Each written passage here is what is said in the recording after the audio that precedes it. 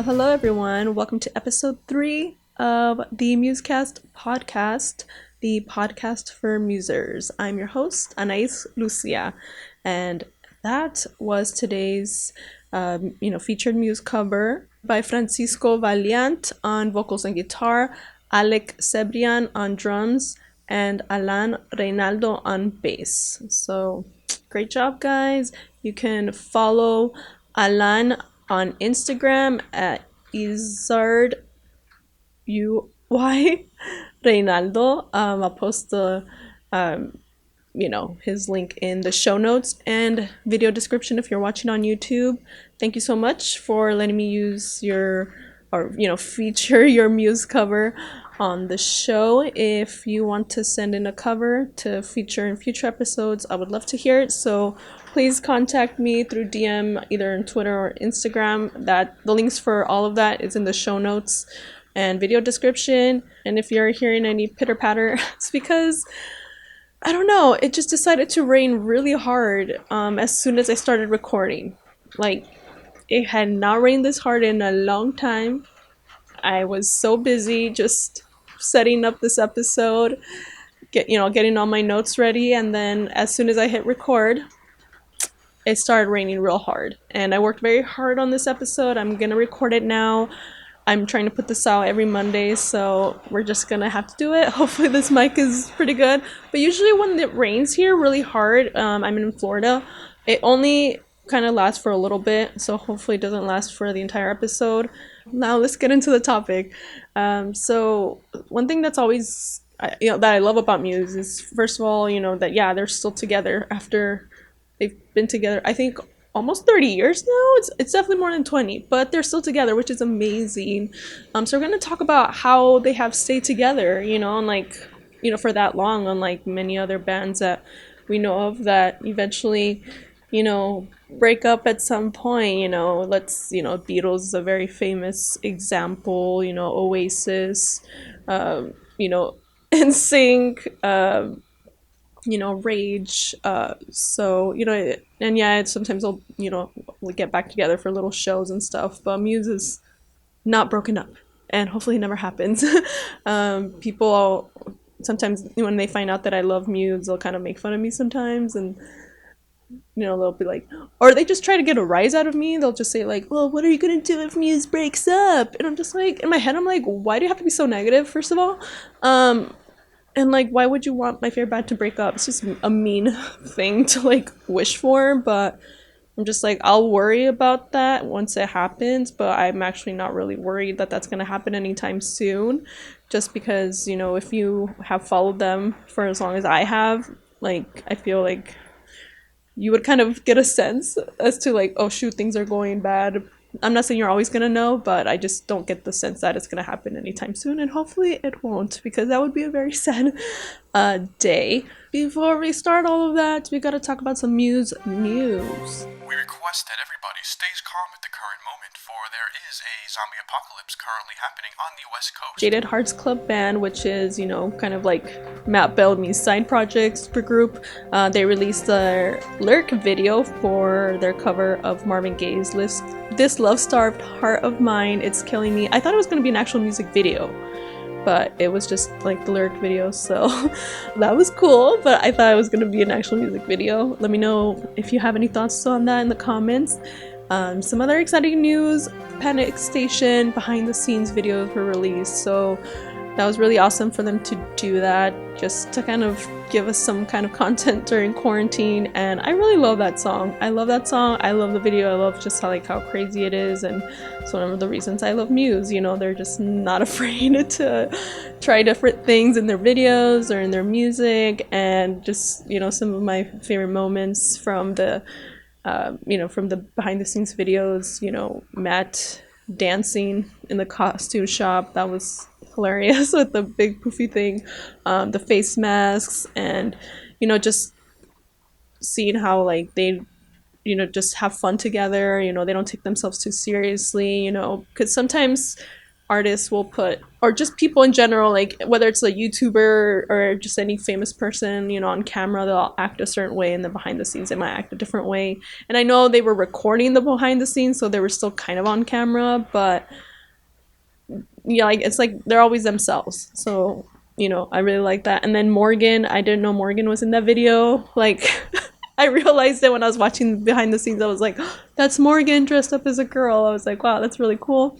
And then when Dom was chasing him at the end, that was hilarious. And then Kate Hudson, I thought she was in the video, because that was when Kate and Matt were together, and I thought she was the one with like the black pants and like the gold and black mask and stuff. But then when I watched the behind the scenes and another voice came out, I was like, okay, that's not Kate Hudson. And I've actually met Kate Hudson. I know where she lives. That story is going to be for another time.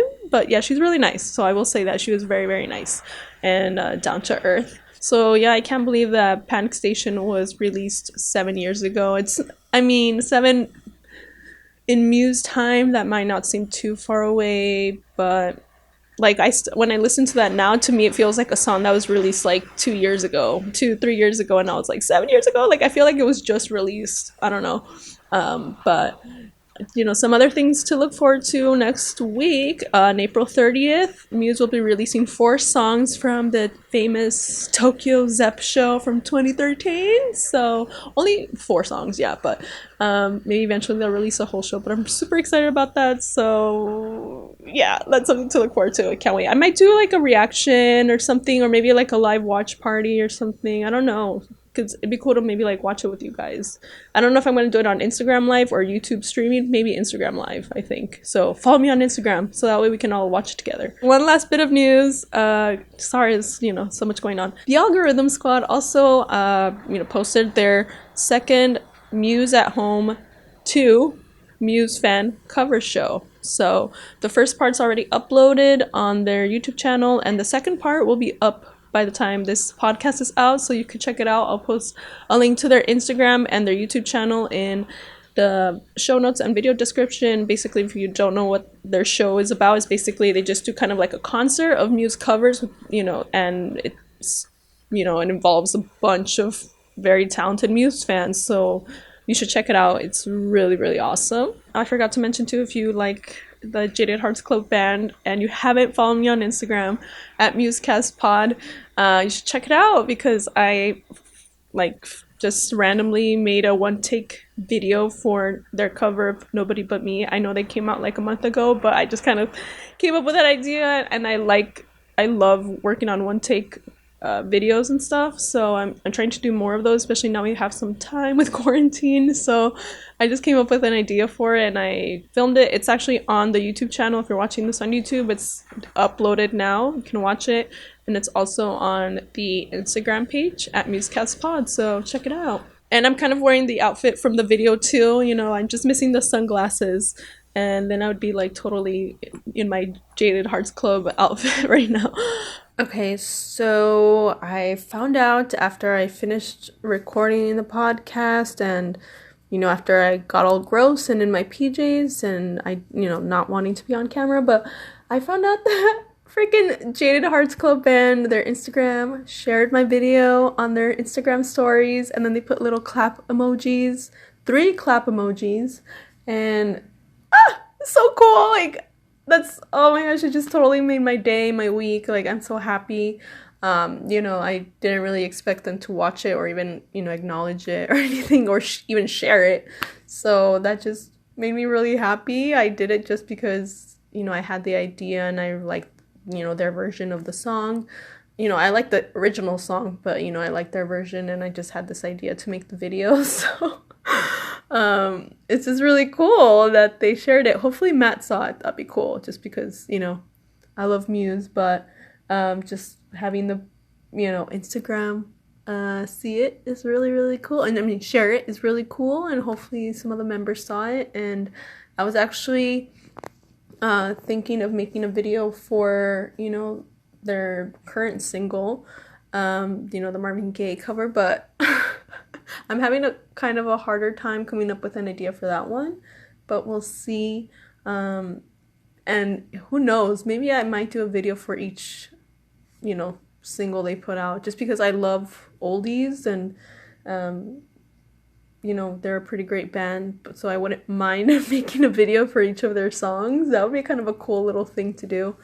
But I'm just so happy that they like acknowledged it and then they shared it. Like, it's really cool. It just really made my day. Just like a little action like that makes me just like a band even more. So yeah, I just wanted to share that. It's really cool. All right, back to the show. All right, so let's get into the topic about why has Muse been able to stay together all this time. But before we get started, I just want to make a little disclaimer.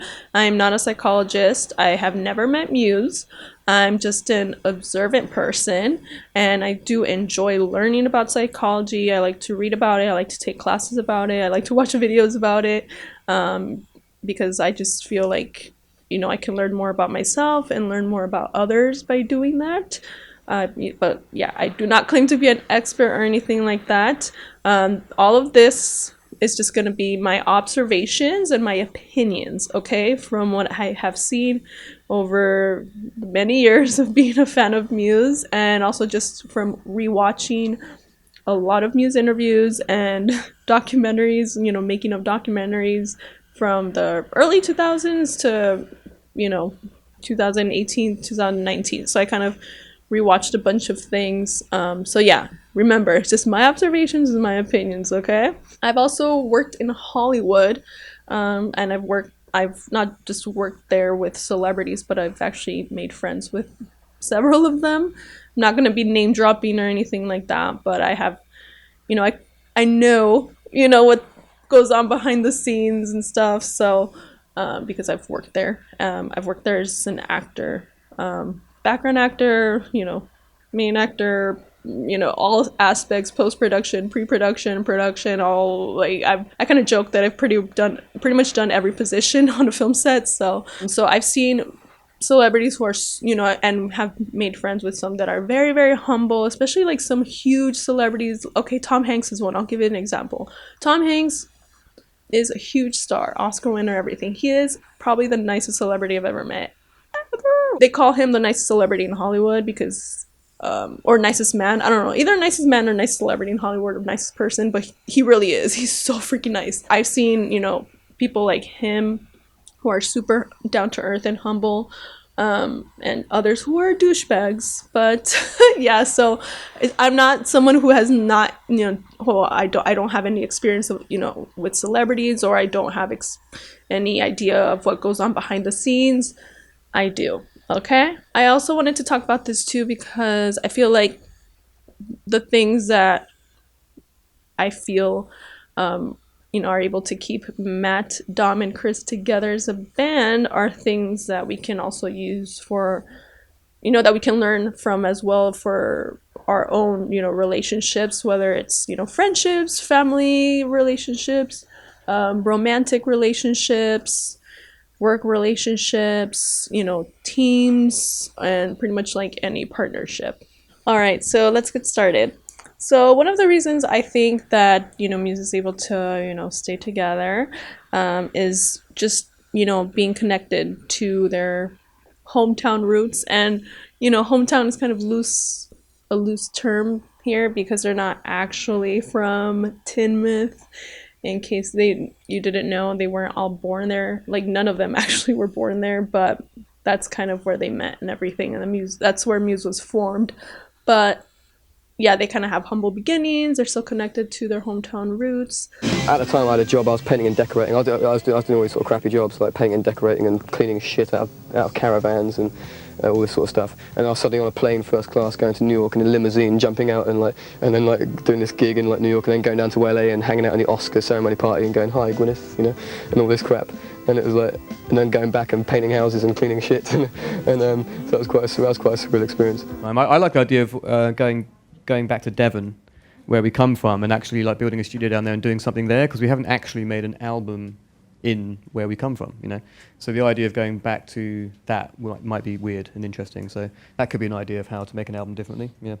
I think we probably all had that same feeling, you know, when we were in Devon, that we weren't really from there, although we, you know, probably went through our most important years of our childhood there, but always kind of felt like outsiders a little bit there.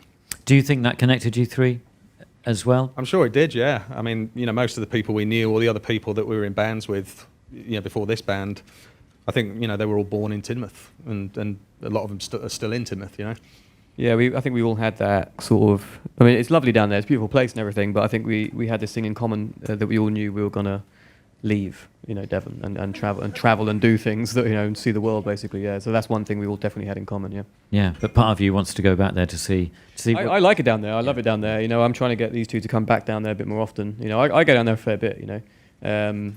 So still have family down there and stuff. So I like it down there. It's lovely. It's laid back and cool. Yeah, it's totally different now as an adult. When you're a teenager, it seems a bit, can seem a bit quiet and stuff. But I quite like the quiet now. So going along, with that humility is, the fact that they appreciate the fans and, they don't think that they're better than them. And again, this all comes down to humility.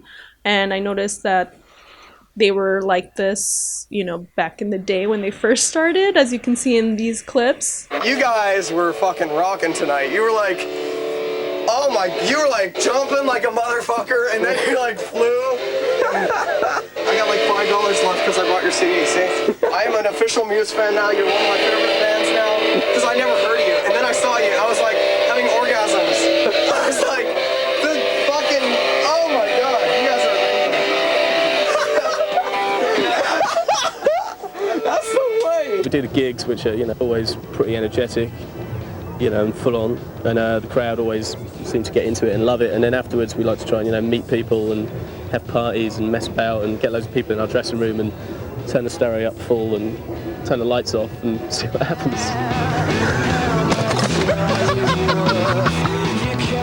When I sort of have a bit of a party or a bit of a gathering with people who are in the gig or whatever, it helps you sort of understand who you're playing for, and it doesn't make you think you're too separated from them, whatever like that. Even now, even though they're, bigger and they're a lot more famous, it's not, you don't have that access to them anymore. They still seem very, humble and appreciative of their fans. So I feel like that is something that has lasted, till now. So humility is just a very important thing in, a very important quality that I feel like everyone should have, and it's going to serve you well if you're humble. Good communication is also very important as well in any relationship, and I think Matt is, well, all of them, seem to be good at communicating, but Matt, he's kind of seen as, like the leader, right, of the group. I'm not saying he is, but that's kind of how he's like perceived because, he's a lead singer and he's a, lead guitarist and, lead songwriter and everything like that. But he's just very good at communicating and, just the way he speaks to, Matt and Dom is, and he's collaborative too, so it's important to not just, because I've seen people who think they're good leaders because they're like a manager or something, but they don't even know how to communicate with respect or anything like that. So I feel like you definitely need to be a good communicator. Do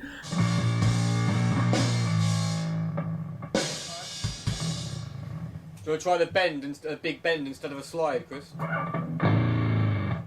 That might be cooler. So you happen to get on the third one. Wee wee wee boo. You know that? Right, okay.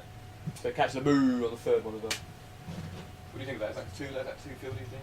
I quite like it. So if you notice in the clip, he asks, can we try this? And then, he asks Dominic, what do you think of that? He's asking for his feedback, and instead of saying, can we try this? And instead of saying like, do this, let's do this, he asks, can we try this? So it's more collaborative. He's involving him. So I think that's very important. Like, you might not realize, maybe record yourself, I don't know, with your friends and see how you speak to them, because those little tweaks in your language, I think, make a difference. And if you're always kind of like, you may come off bossy if you're just like, let's do this, and you don't ever ask for anybody's opinions or feedback, especially if you're working together, whether it's in a relationship, asking, what does your partner think about, this vacation spot or something, or if you're working together on a project, like if you're always kind of just putting out demands, I guess, or just let's do this, but you never ask, like, what do you think about this? Like, people are going to think that, you don't care about my opinion, so they're not going to want to help you because it's like you're not showing the respect to them, you know? And if you want somebody to, I've learned this too because I have read a lot about good communication and stuff. If you want people to try something, instead of just like, oh, do that, oh no, that's bad, do that, ask them, oh, what do you think about this? That way it's like you're getting their opinion too. It's not just like, oh, just do this instead, so just think about those little things. So sense of humor is also very, very important, and if you have been familiar with Muse, you definitely know they have a sense of humor. They do not take themselves too seriously. They have fun with each other, and also in terms of their music, their work. They don't, there's some people that maybe when they're not working, they can be more, lighthearted and stuff, but they take their work super seriously and they can't budge, or they're not really flexible or anything. But even in their music, they're very flexible and they have fun. Like, there's been several times when they said, oh yeah, we just thought like that sounded cool, let's try this. It's just, we don't even know what this means, we just thought it was cool. So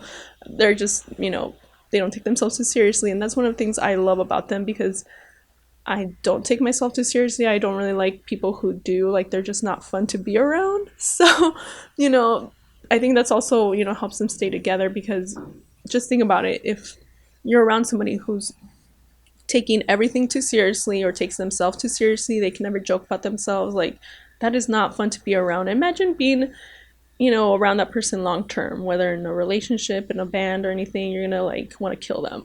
So that's why I cannot be around those people. I try to kind of distance, limit my time with those people as much as possible. If I have to interact with them, I can never like date somebody who's like that. Here are some examples of them just like not taking themselves too seriously and having fun. Muse hanging out with us for the entire show in a desperate attempt to boost ratings. And this is going to fail miserably because this is unintended. This is the most boring song they've ever written. I've always got to feel like I've got to convince Matt to do it. I'm like, come on, Resistance, it's great. And he's like, nah, shit. And I'm like, I don't say that. I don't say that. It's great. It's a great song. I don't say that. We can do that one when you're watching Dynamite TV, yeah? The other thing is, I feel like there's not a lot of, or any really big egos in the band. I don't really see like Dominic, Chris, or Matt have any big ego, and I cannot stand egos. Like, I have like zero tolerance for egos. So if there was an ego, I would be able to sense it. Like I said, I've worked in Hollywood, and there's so many people like I cannot stand. Not just like big name celebrities, but I'm talking about just any influencer, actor, whatever. If they say just one thing that's too arrogant or egotistical, I'm like, just get away from me, or I will get away from them, because I cannot stand 1% of an ego. Like, I'm like, no tolerance. Like, Kanye, get out of here with Kanye. Some people can tolerate him, I cannot. Like I said, I have no tolerance for egos, and they don't seem to have one. And also, I think they're very secure, confident, and Dominic and Chris don't seem like pushovers either. Everyone seems to kind of keep each other in check. I feel like Dom and Chris don't seem like pushovers, and I feel like they would probably stand up to Matt if they needed to. Not that even Matt would do anything like that bad or anything, because he doesn't seem like a jerk or anything, but I just feel like if it ever happened, Dom and Chris would be like, no, you're being stupid. Like, they're not afraid to like call each other out, So I think that's also good, because it just keeps a nice balance, in the relationship. And like I said before, Matt is kind of considered to be like the leader of the band, because usually in bands, whoever the lead singer is, lead singer, lead guitarist is, they are kind of the leader in a way.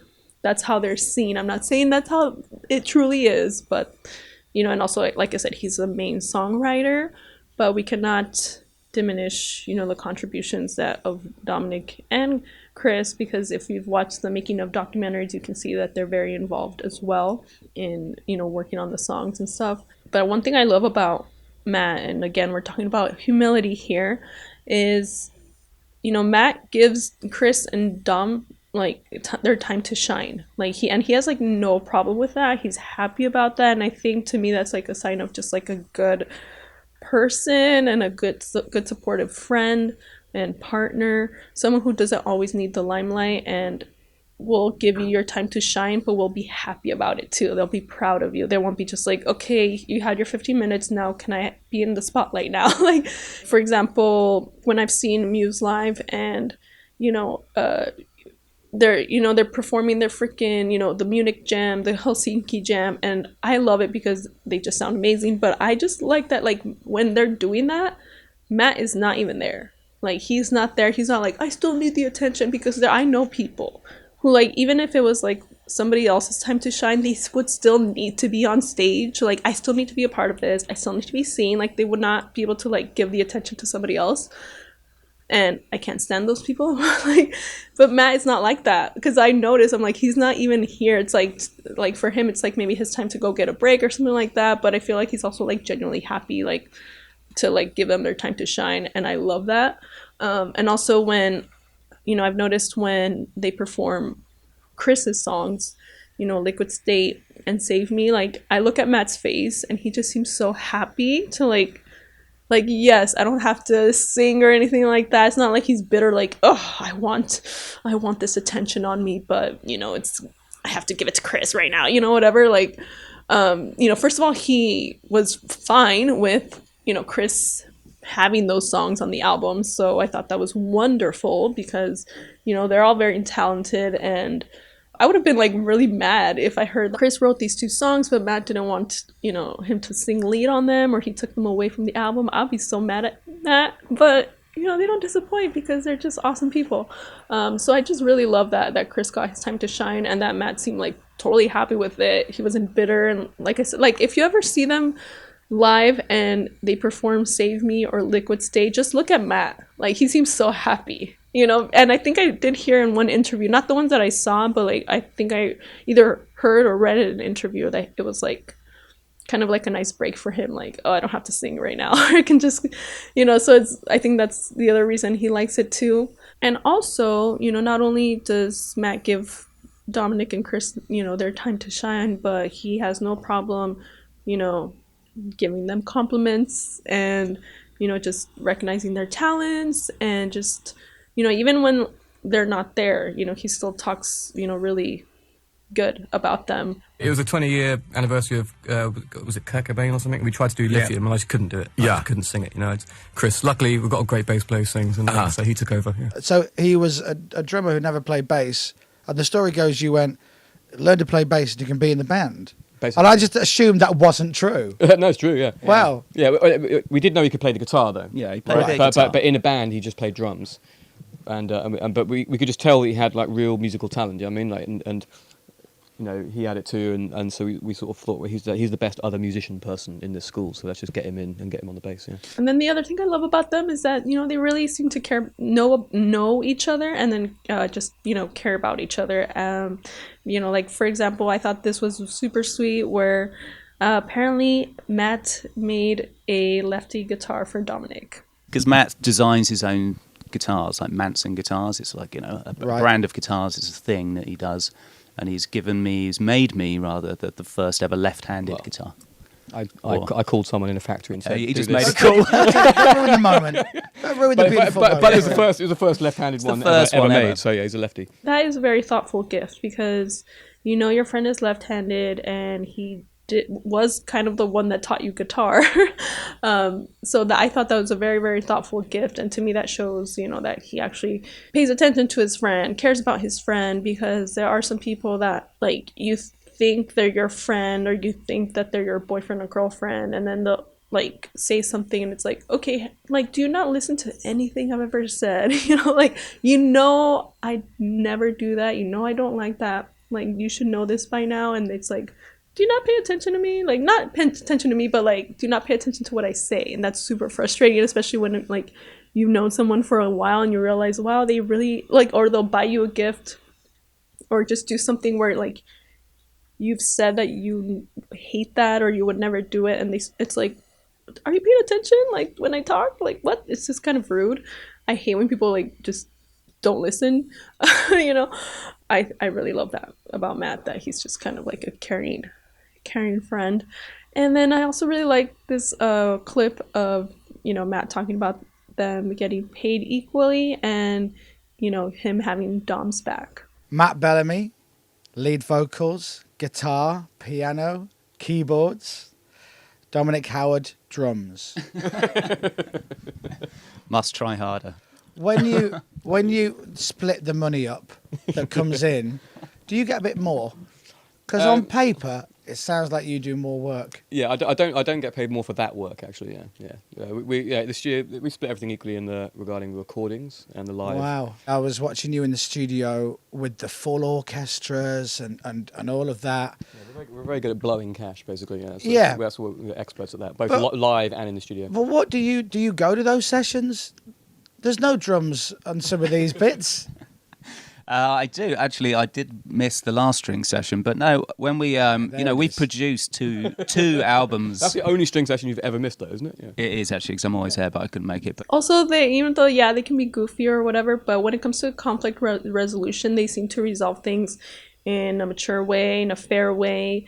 It also helps to have a mediator, person in the group. I feel like in every group, any type of relationship, I think it's good to have at least one person kind of be the mediator in case things get a little crazy. And it looks like in Muse, Chris seems to be the mediator. So here's a little clip of them talking about that. I think we certainly became a lot more, we had to be a lot more kind of open and listen to each other in some kind of weird way, because we felt like we couldn't really make any really serious, solid decisions without all three of us really being in a room at the same time. And being a three-piece, the democracy wins, so it's often like a 2 against 1 kind of position to get a decision made. Who's always losing? Someone's always losing. What, the battle? Yeah. Someone's always... me and Dom had quite some relatively serious arguments, I'd say, when we were making the album. Yeah. I really wind him up when... Creative conflicts. When he has trouble, like, it doesn't happen all the time, but when there's songs where, he wants to, because Dom wants to do lots of takes, and I get bored after about 3 takes, Right. I do like 2 or 3 takes, and I just, like, tail off and go, and when it carries on going, I end up going into the control room and becoming like the worst producer in the world, like, come on, push it, do a better drum fill, you can do better than that. And I just really push him. And once I pushed him so far that he threw the drumsticks at the window and said and just stormed off. But it was real though, it was a real proper like. And I so only got in the mood like once in the whole like making of the album. Yeah, but because of you. But it seemed like a lot of things. It seemed like we disagreed on. It seemed like me and Dom pretty much always disagreed on things. But that's where Chris stepped in.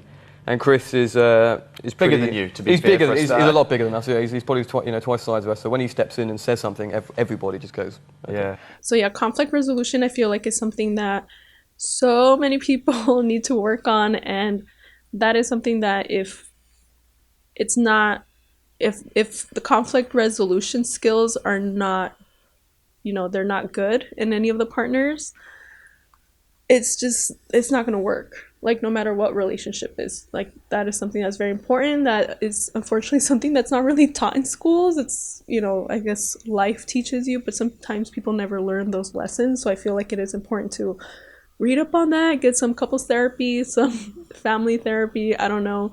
They will help you with conflict resolution. But if you could just like figure that out on your own and just be adults, that would be, and just work on like compromise and stuff. That would be really helpful. So again, we're going to talk a little bit more about just, being Matt being a humble, collaborative leader. They have like a really good partnership. There's a lot of teamwork, and that's important in any relationship. And it's impressive, that Matt is like that or just notable because, like I said before, he's the lead singer and guitarist and main songwriter. And, in a lot of bands, that I've seen too, like just the lead singer, lead guitarist, like they have huge egos and I can't stand them.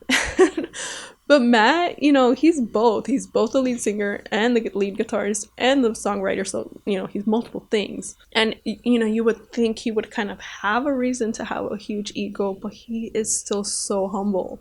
And that's awesome, Just because you have talent doesn't mean you have to be a jerk, dude. And that's something a lot of people in Hollywood don't realize. Like, I will tell you this, that in my experience, the most stuck-up people on set were like the no-name actors.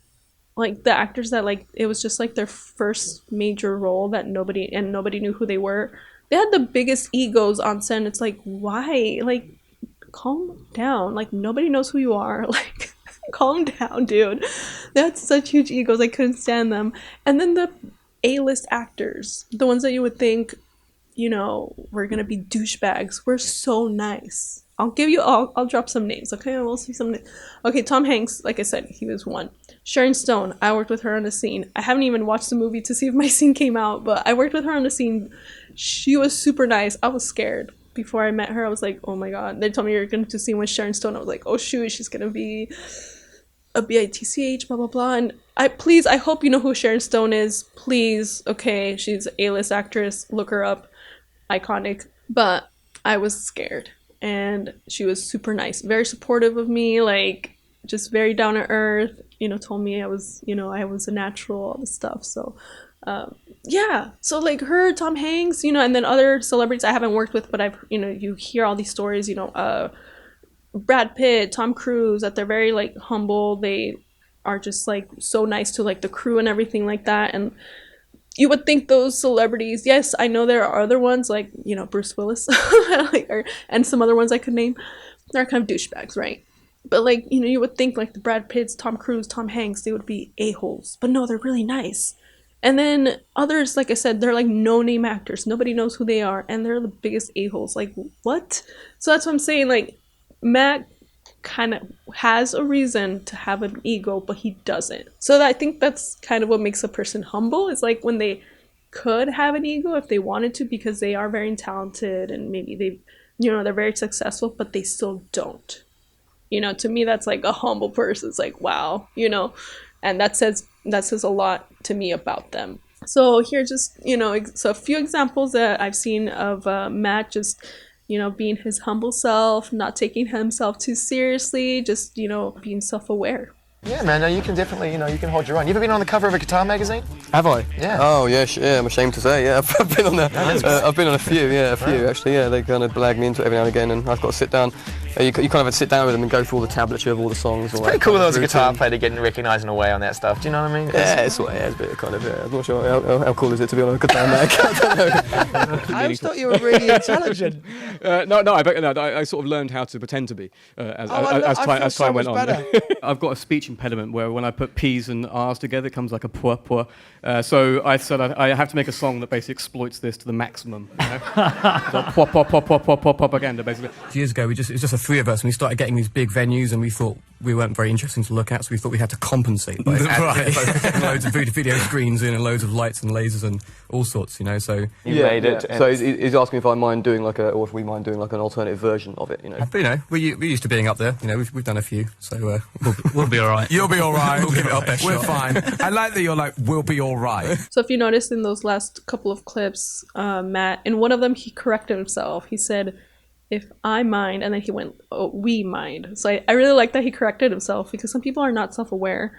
They'll say like just dumb things, or not dumb, but just like, you know, things that could be worded differently, but they're just not aware at all. And he corrected himself, like, oh, we're a team. He said we, and then later on he said we a lot, we.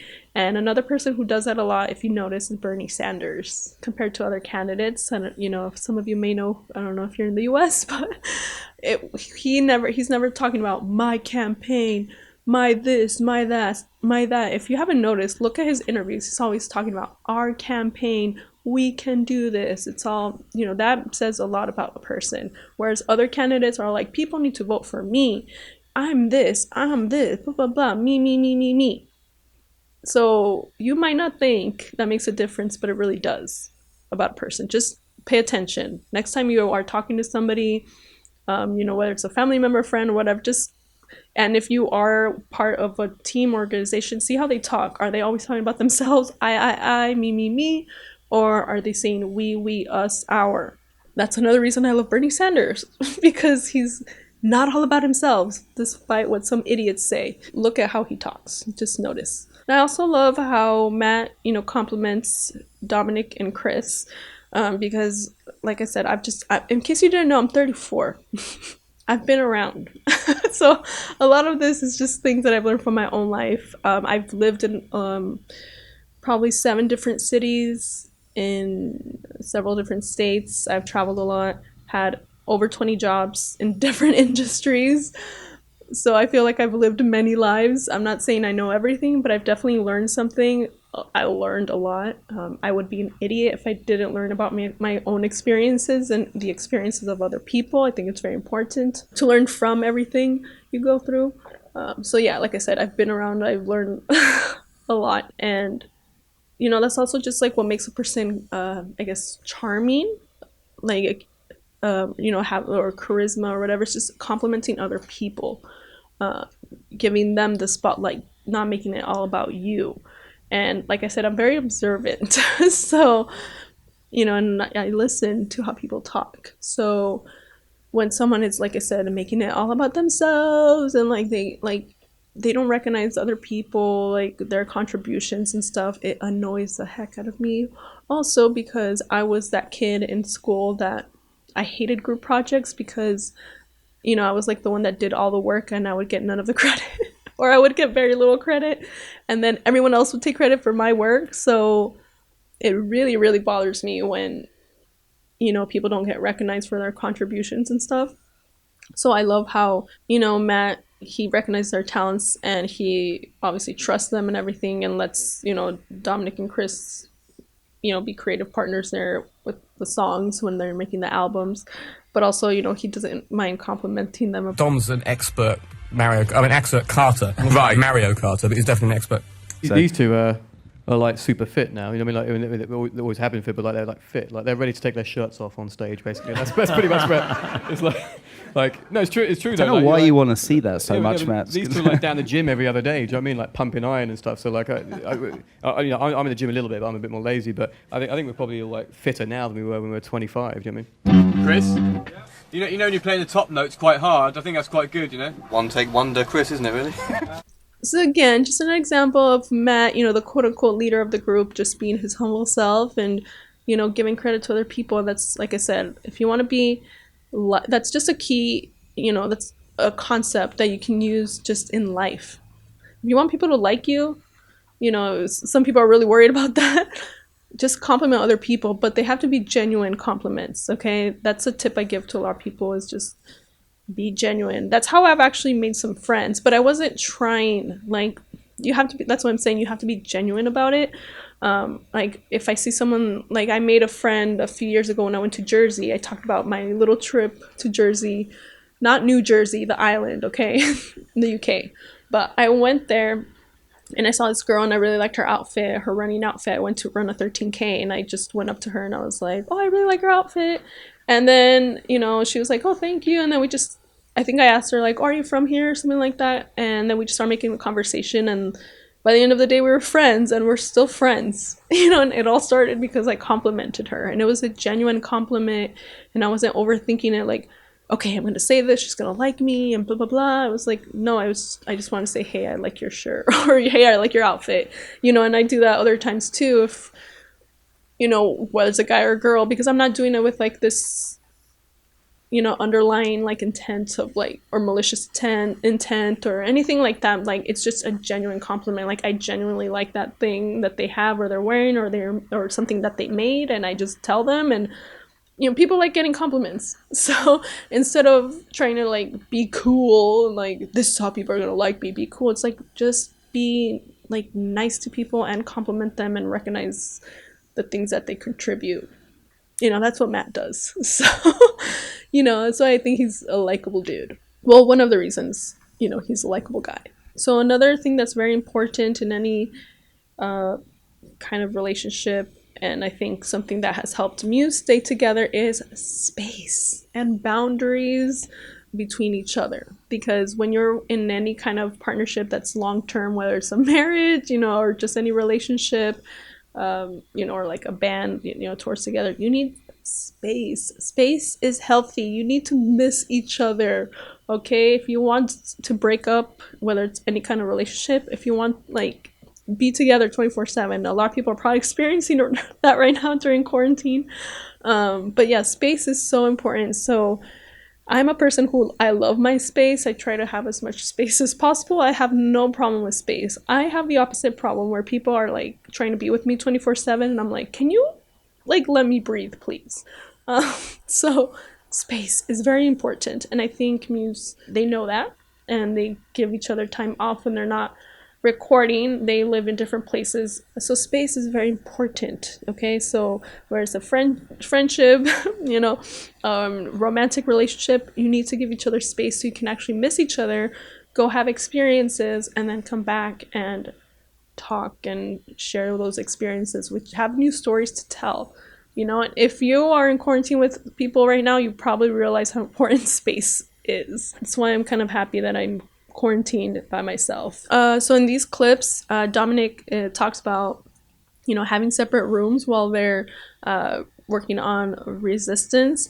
And he also mentions about how Chris has to fly for, you know, band practice. Did it nearly drive him mad? I mean, were there moments when you find him like literally over the keyboard at 4 in the morning? I mean, we were lucky because we had like 2 studio setups. While you were kind of freaking out or writing the string arrangements, you know, we could be in the other room working on something else. So that certainly helped. We've all lived in, you know, been quite spread out for many years, you know, and I suppose we hadn't lived in pretty close proximity to each other since we all lived in Teignmouth, you know, Devon, where we're from. So it was nice just to kind of, I suppose, for these guys, you know, to see families and stuff, much easier. I mean, normally Chris would be getting on a plane to come and go to a band practice or record or something like that. So another reason that, you know, Muse, I think, has stayed together is just that, you know, they haven't had any new members. I'm not discounting Morgan's contributions. He's obviously, you know, helped them a lot for touring, but, you know, I'm not going to comment on whether Yoko broke up the Beatles or not. I love the Beatles. They're one of my favorite bands too. I read this whole humongous biography about it that was really good, but I still don't want to just blame it all on Yoko. I don't want to, you know, it's just, yeah, I don't want to talk about that, but I feel like don't fix what's not broken, you know? And I feel like they probably realize that, and they're like, yeah, like, we have a really good dynamic between us. Why? And then they just know each other really well because they've been together so long. They were, you know, friends for a long time. So it's like, you know each other so well. So if you bring somebody else who, like, is not gelling well with all of them, it would really mess things up. And I think they're just mature enough, like, they know that. They recognize themselves. Like, I feel like, yes, they can be very goofy and things like that. They make fun of each other, which is great. But I also think they're just, like, emotionally, they're pretty mature guys. Like, they've been, not just now, but I feel like since they were young. Like, I feel like they've been very motivated. Like I said in episode 2 of the podcast, when they were, you know, always working hard to become better musicians. Like, they're very motivated. They knew they had to put in the work. And, you know, they seem to resolve conflict pretty well. They're not, I'm not saying that it doesn't get crazy, because they have mentioned, you know, about how, like, sometimes they'll, like, yell at each other and stuff, which is fine. But, like, they're not, you know, for example, like, other media figures you see, like, especially, like, some, like, YouTubers and stuff, they'll go on Twitter and do, like, you know, they'll, you know, talk about their drama and stuff online. But, like, Muse doesn't do that. Have you noticed? Like, they're not, like, bashing each other online. If they have any conflicts, they resolve it private, which I think is a mature way to go about it. You know, so people even that are older than Muse, like, still don't get that, you know? And I think emotional maturity, I think that comes down to a lot of it. Like, all of this, I think, has to do with just, like, a lot of emotional maturity. And, you know, sometimes people get confused. Like, they think you can't be mature and, like, goofy at the same time. They're, like, mutually exclusive. It's like, no, like, I'm like that. I feel like, you know, I can be very goofy. I'm a big dork. I can be a big kid. But when it comes to, like, certain things that you need to, like, step it up and be mature adult, I can do that. You know, just have to have a balance. I feel like so many things just come down to having a balance. Like, if you're too much on one side, it's not gonna work. Like I said, if you take yourself too seriously, like, yes, it's good to, you know, focus and learn and become better, and yeah, you know, take certain things seriously, so I guess you can improve. But, like, if you take it too seriously, you're gonna be, like, not flexible, and then you're not gonna be able to deal with certain things. So it's good to, like, be able to go with the flow too. But then if you maybe go with the flow a little too much, you don't have much structure, and then maybe you don't get things done, you procrastinate. So that's what I'm saying. Just balance in, I think, every aspect of your life will really help. I'm not saying I'm perfect. Muse is not perfect either. As long as you work on anything that you realize, like, okay, I'm kind of lacking in this department, just work on it, you know? And that's what I try to do. I've always been really big on like personal self-development. I don't think there's any shame in just trying to become a better person. So, but basically, like I said, you know, they realize that they have like a really good dynamic. So why mess that up, you know, by bringing in a new member? And honestly, think about it. How would you as a Muse fan react if they brought in like a new official member? I think maybe I guess maybe if it was Morgan, it might be fine. But any other person, come on, just be honest. You probably wouldn't like it. Okay, just saying. I mean, maybe if it was like somebody like, you know, from Rage or something, that'd be cool. But I think that's why they do like the collaborations, because it's like a way for them to kind of get their fill of something new without actually ruining like their band, you know what I mean? I realised I didn't ever want to be well, I don't want to say ever, but I mean, I didn't want to be a 4-piece, you know, I wanted to be a 3-piece, and I wanted to learn the piano myself. Okay, so that was before they brought in Morgan, because Morgan, I think, came in during the Black Holes and Revelations tour.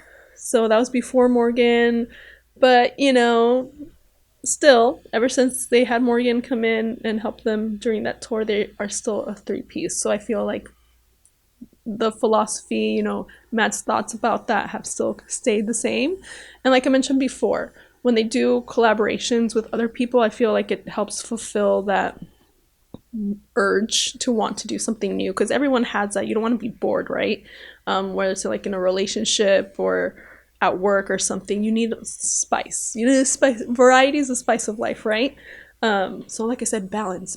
You need kind of like a structure, something secure that you can kind of like rely on and come home to, but then you also don't want to be bored, right? So that's why some people, okay, it's going to be a little bit adult right now, just letting you know, they'll try, couples who have been together for a long time, they want to spice things up, okay? And they'll do certain things, you know, with toys or other people, just to add some variety, spice things up, right? Or they'll take like a trip somewhere they've never been.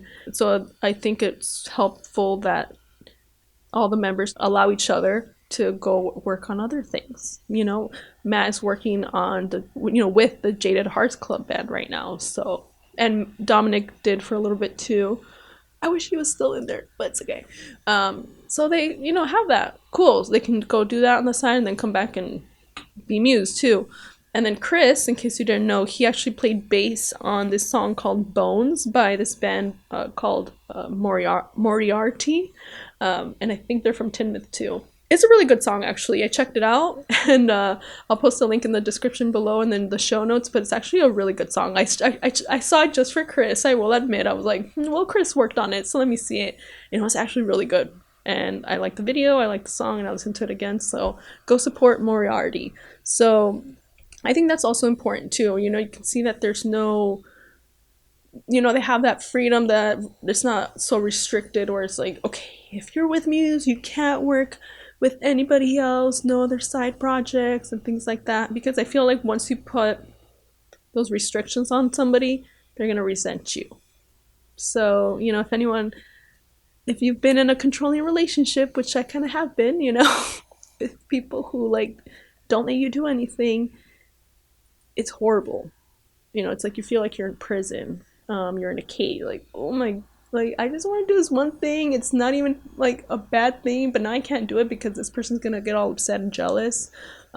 So that is just not good, to put any kind of restraints on somebody just trying to express themselves and their freedom.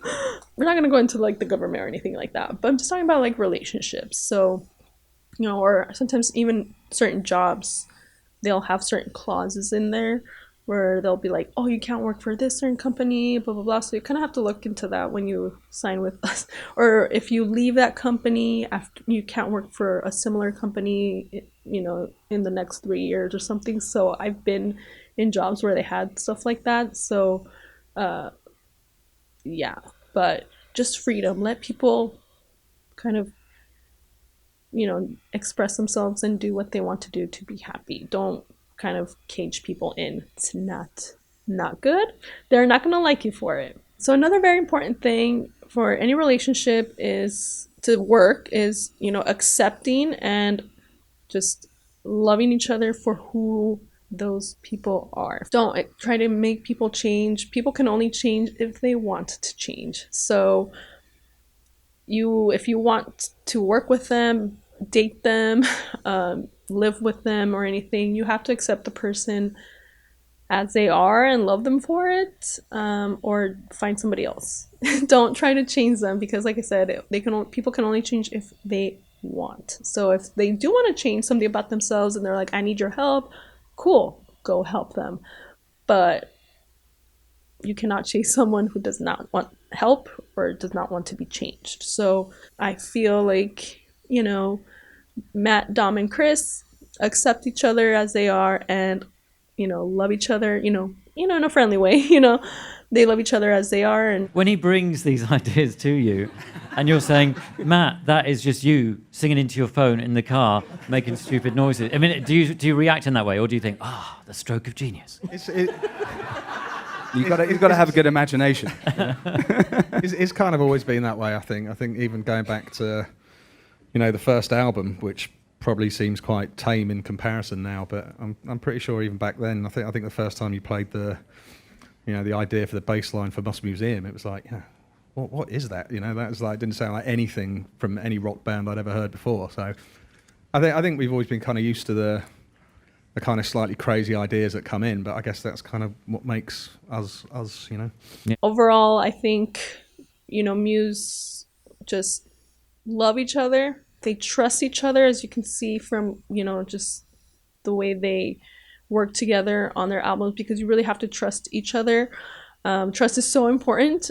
If you've been in a relationship, you know, and it's not even just a romantic relationship or in a band or anything, but like working, oh my gosh, micromanaging people are the worst. I'm sorry. Like, I cannot stand, I've worked with so many people that they'll hire you for something, but then they're like, want to manage every little thing. It's like, okay, did you hire me? Like, do you not trust that I can do the job? Like, please leave me alone. Like, do not hire me if you're not going to trust me to do my job. So trust is super important. And I've also broken up with people who didn't trust me.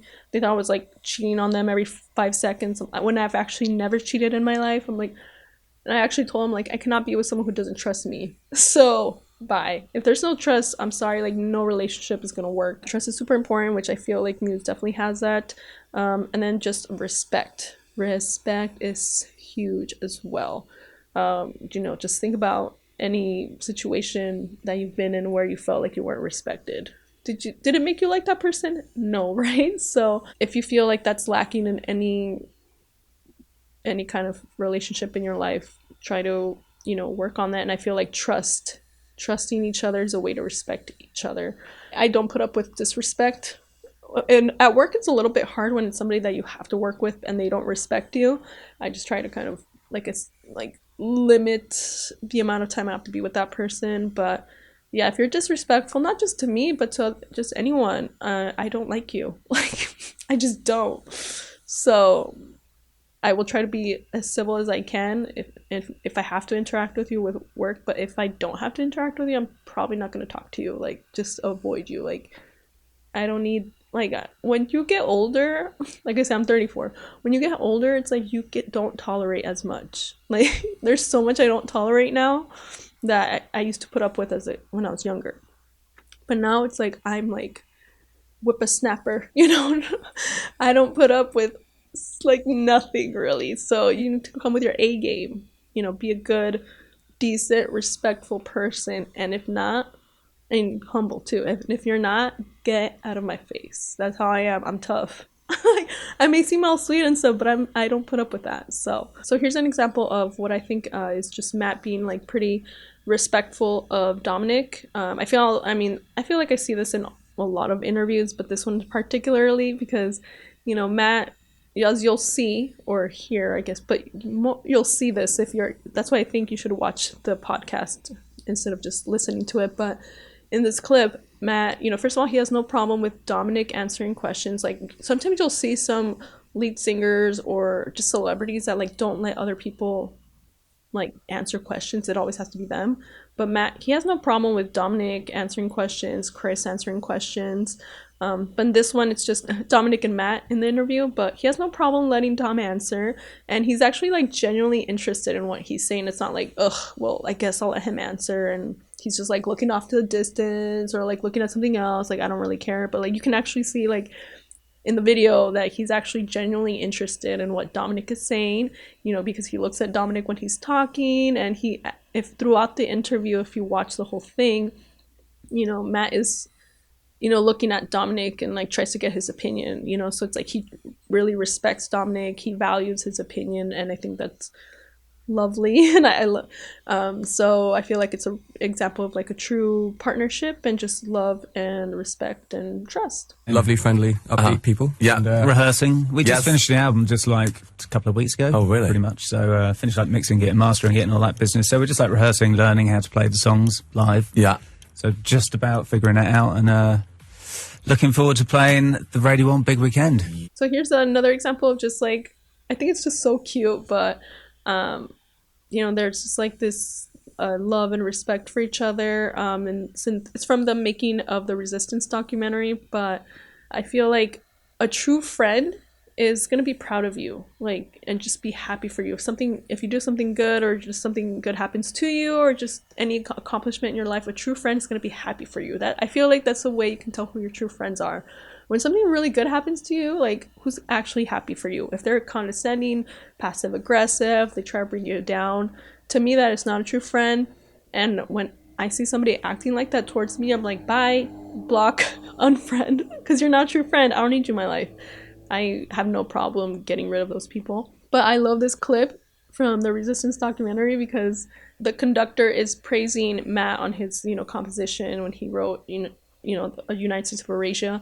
And then you can see Dominic, that's why you have to watch the video, but you can see Dominic just like looking at, like, he has like this proud look on his face. Like, he's just like so proud of Matt, and I love it. I think it's so cute. It's gorgeous. It's just lovely. Yeah, a great swell, isn't it? It's fantastic. Sounds like Mahler or something. It's wonderful. And then this is so exciting. So to me, that is a true friend right there. He was just like, ugh, why is he getting this attention? I'm so much better than him. So thank you for just, I just love that clip. It's so precious. It's so precious. So another way to tell, you know, that somebody's like your true friend or that they really respect you is the way that they talk about you when you're not in the room. Because people can say whatever, you know, they think you're gonna like when you're there, because they want to manipulate you and get something out of you. But I feel like what they say when you're not there is more of a reflection of how they feel and what they truly think about you. And then with breakups too, like how they talk about you after you broke up. Okay, I actually am still friendly with some guys that I dated, and when I say friendly, like, don't be perverted, okay? I mean friendly as if, like, if we see each other, we're very civil, we're, like I said, friendly. We're just like, hey, how are you? Like, you know, we wish each other the best and blah blah blah, because we're mature, you know. And also we realize, like, yeah, we dated but didn't work out, but we can still be friendly. It doesn't mean we have to like hate each other's guts, you know what I mean? And I still think they're great guys, but they just weren't the right guys. I love this because it shows both Matt and Dominic talking about Chris being good at, you know, all the instruments. Can he play guitar, like six-string well? Yeah. So he's an all-rounder, yeah. He's an all-rounder. So here, you know, even though, you know, Matt and Dominic are going to be in the same room for these two clips, you know, the first one, Matt is going to talk about, you know, Dominic being, you know, a leader back in the beginning of the band when they first started, and then teaching him guitar, which again, I feel like is showing respect, you know, to his friend. And, you know, even though they've been together for so long, he still remembers that. And I think that's awesome, because sometimes people, you know, they'll become famous and then they don't realize, like, they forget about the people that helped them along the way, you know. And I hate when that happens. You know, you can see Matt still has not forgotten about how, you know, Dominic was the one that taught him all this stuff on guitar. Well, I could play slide guitar, Yeah. blues stuff, and then I met Dom and he taught me how to play like power chords, man, and all that kind of Right, stuff. right, right. And he taught me like Ned's Atomic Dustbin, like kill your television, and that kind of thing. Dude, this has been such a great interview. I've enjoyed these revelations so much. And he could play bass and guitar How long before. have we known each other now? Dom was like kind of like the musical leader back then. Like Right. he was like, you know, like, Chris couldn't play the bass or guitar either. Wow. And now look at Dom was me. like knew all the parts for like all Ned's Atomic Dustbin songs.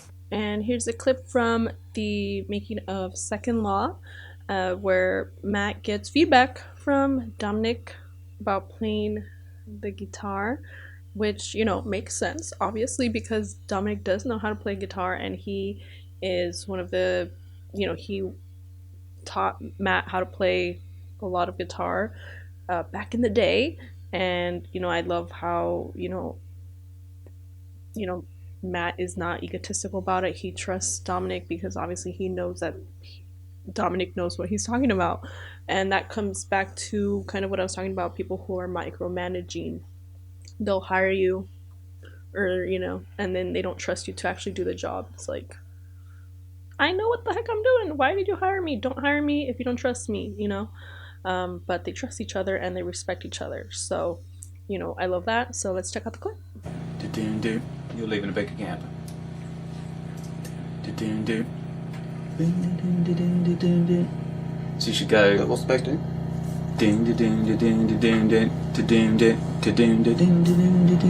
Okay, just drop me in for chorus too.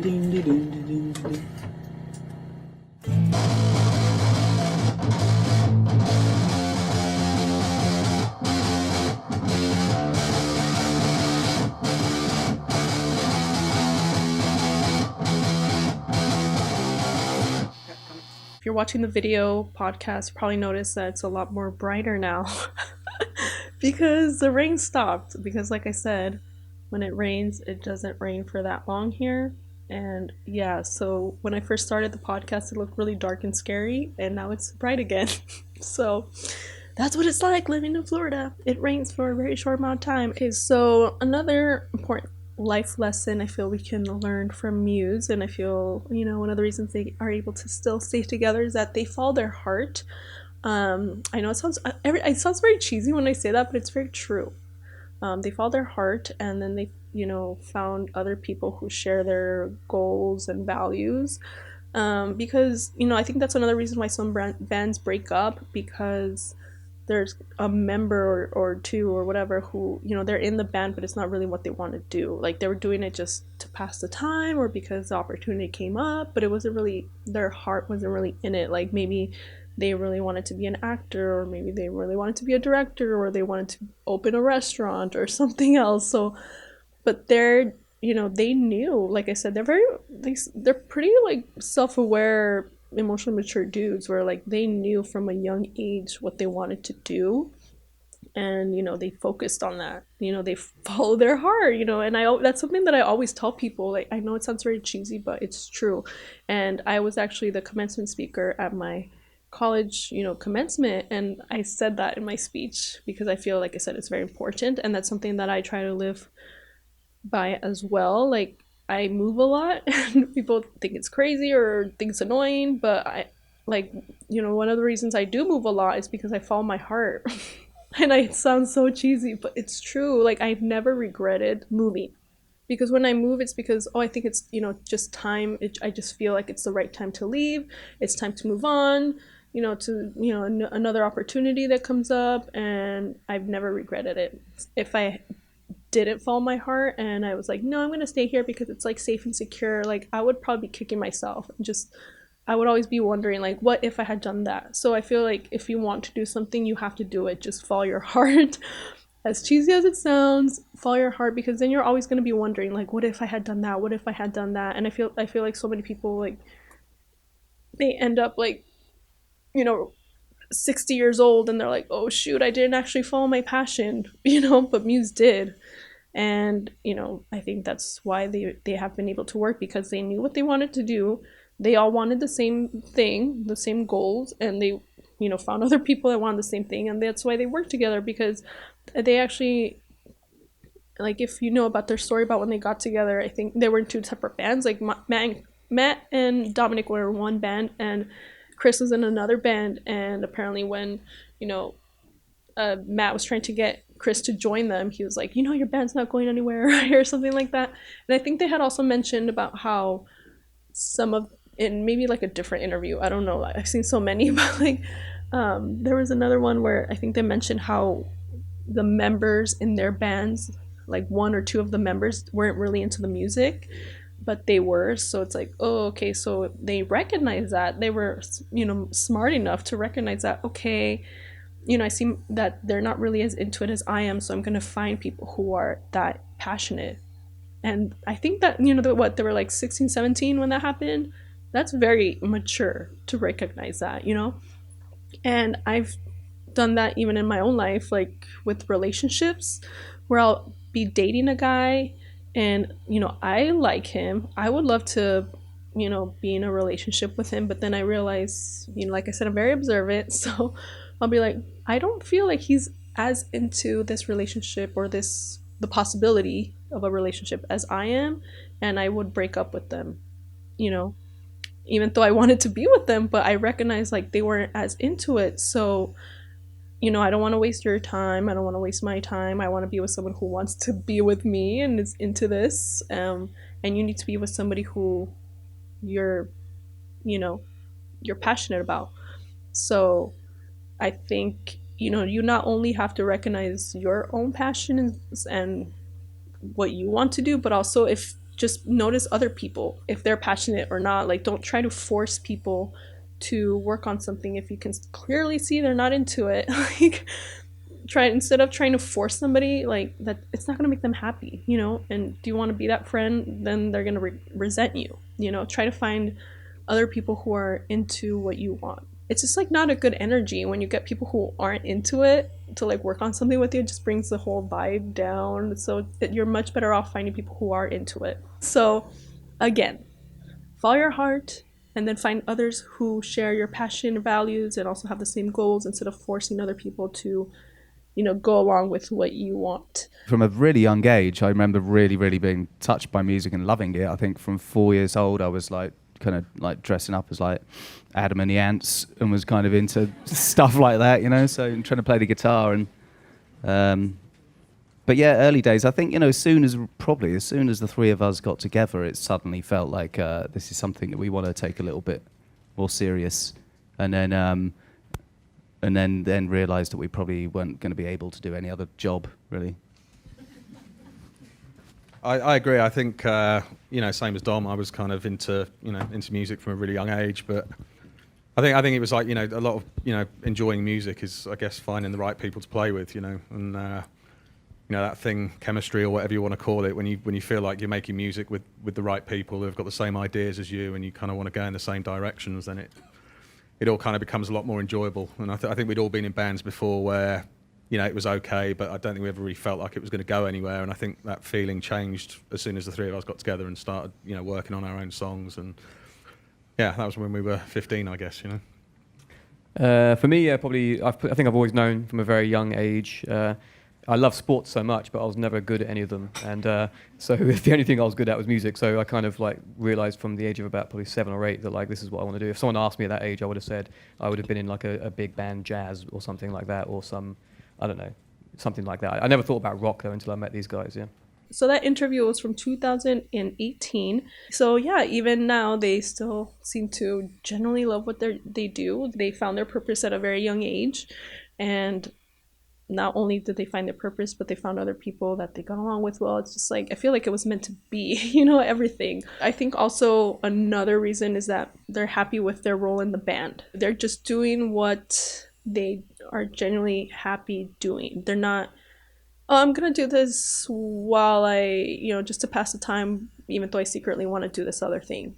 You know, like Dominic, even though he can play other instruments, he seems to really love being the drummer. Chris loves playing the bass, even though he can play other instruments too, and he loves, you know, he can sing as well. But I feel like they have like this really good dynamic where they kind of explore other talents, you know, that they have and play around with that stuff. Nothing is really suppressed, but their role in the band, they're happy with it. It's like not like they don't have like an ulterior motive where, you know, it's like you can see like Dominic really wants to be a lead singer, you know, or like Chris really wants to be a lead singer, because sometimes you can see that, maybe not in, you know, in bands, but just like other types of relationships or partnerships where you can see the person's not really happy, and or they're pretending because they really want to do this other job, or they want to take over someone else's role or something like that. But I feel like they're all in the right place. They're all where they want to be, and they're happy, and that's why I think it works, because no one's trying to like take each other's spot. So I think that's important to just be happy with what you're doing.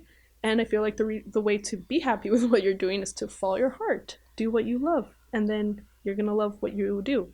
Don't try to force yourself to do something that you don't want to do.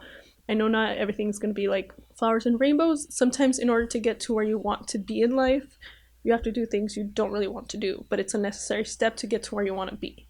So I'm not saying that everything's going to be just like pleasant and awesome. I know from experience, but you have to do certain things to get to where you want to be. And, you know, if you really want that goal, it's going to be worth it. For example, you know, acting, which, you know, I've done. You know, when you first start, you have to do, you know, do a lot of free projects, you just to get the experience, but then eventually hopefully that's gonna lead to jobs where you do get paid. And that's, unfortunately, that's kind of the sad truth for a lot of creative fields. It's like we have to work for free. Like doctors, teachers, lawyers, you don't really seem to work for free. I mean, I guess you can if you want, but you don't really have to. But in creative fields, it's like it's kind of necessary, unfortunately. But the end goal is to get paid to do what we love. So hopefully we can all make that happen. We're almost done. Another big thing I feel that has helped Muse, you know, stay together is all the years that they've spent traveling. Traveling is super important, I think, not just, well, because I love traveling, but for relationships to see if they're going to work or not, I feel like it's necessary. If when you take a trip, it's going to make or break a relationship. There are certain friends even that I love hanging out with them, but I would probably never travel with them because when you travel with someone, you have to spend a lot of time with them. So once you find like a good travel partner, it's amazing, but it has to be the right one, because you don't want to kill each other.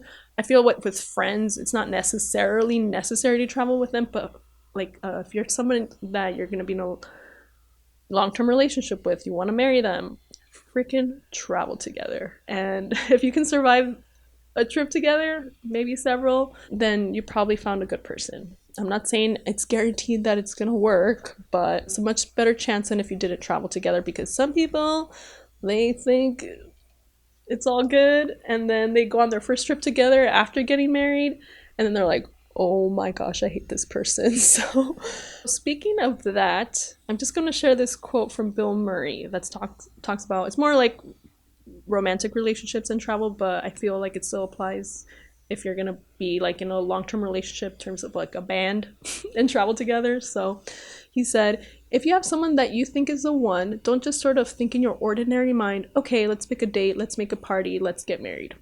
Take that person and travel around the world.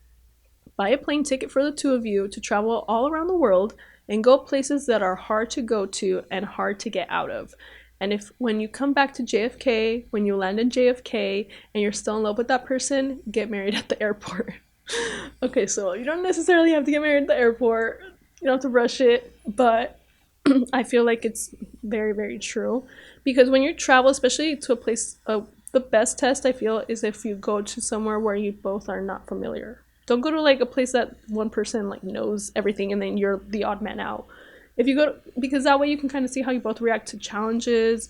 Because, you know, traveling, expect the unexpected, okay? So you have to see how each other deals with, you know, unexpected things that arise and how you handle them together and how you work together as a team, because it's going to require teamwork. So I feel like that's another reason why Muse has been able to stay together, is because they've had so many years of traveling together and they still like each other. Like, so I guess, you know, they must seem to really get along and like each other. I'm not saying it's perfect and they never have any arguments, but they're able to resolve them and still like each other's company. So I think it's still very exciting to go on tour, and I think I think we all still love traveling and just seeing different cities. Still, we're still very much getting to know cities and countries, even though we've been to them, loads of times. But they're often such brief encounters with them that it's exciting to go back and kind of try and discover more. So, yeah, I personally still love it. We still love playing and traveling's fine. Yeah. So this is another reason why I think space is very important in any relationship, especially like if there's going to be a time where you're going to have to be together all the time, like traveling. Space is important before that, so that way you can actually be excited, because if you're together 24/7 and then you have to travel where you're together almost 24/7, like you're gonna want to kill each other. And if you're in quarantine with somebody, you probably already know that. So let's review some of the points that I made about why Muse has been able to stay together for so long. And these are things, like I said, that you could apply to your own life and pretty much any relationship you have.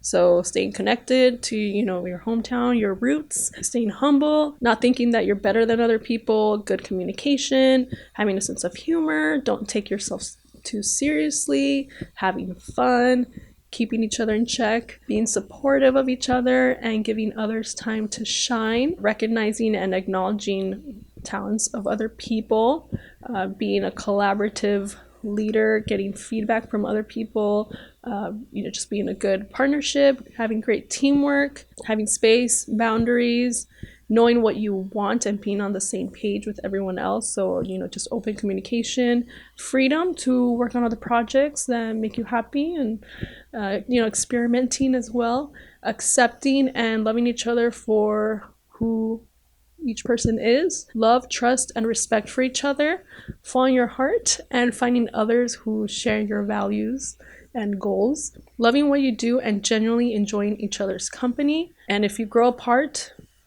just break up, okay? Because that happens too.